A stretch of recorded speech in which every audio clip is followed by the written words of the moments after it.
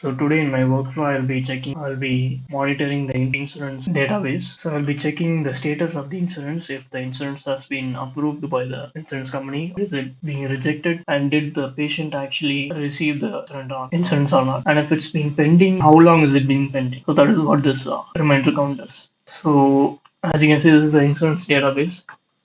It has a request ID created at date, patient email, insurer email, status, and reminder count.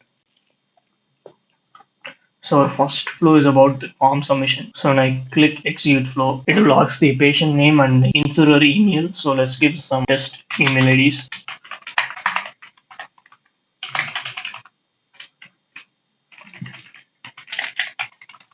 So when I click submit, the flow goes to the if condition. It checks whether patient email is not empty, and then it goes and appends to the Google Sheet.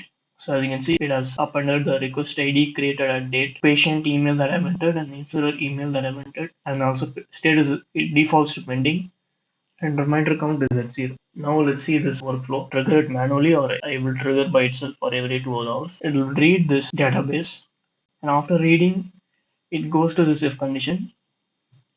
If the status is being approved, if the status is let's say approved. Okay, now the status is approved.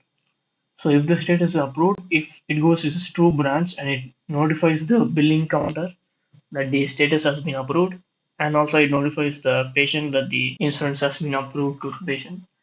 So these two go by send as emails to the respective email IDs. So since now I've changed to the status to approved, I will run this flow. So as you can see, it has gone up and it has sent two emails. Now we can see that the billing team has been notified that the authorization has been successfully approved, and also the patient is also notified that the authorization, I mean the insurance has been approved. So now suppose if it's not approved, so I'll take this out. If it's not approved, it goes to this false branch. Then it checks whether it's equal to rejected. So you can see here, if I have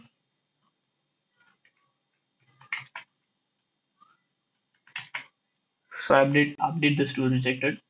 So now if the status is rejected, it goes to this true branch and notifies the admin that the instance has been rejected. So if I click this, so as you can see, it has perfectly done it.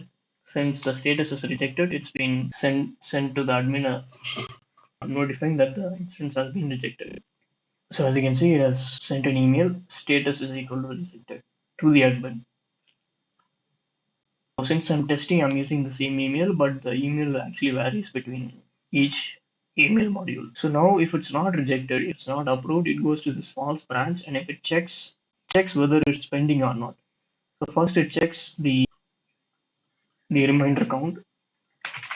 So if it's lesser than 0, it goes to true, and it sends a message to the admin or whoever like operating. I mean, most it goes to the insurance provider. It sends a polite message that the insurance status is still not pending. So as you can see, it has sent an email to saying it's pending, and also it has updated this reminder count to 1.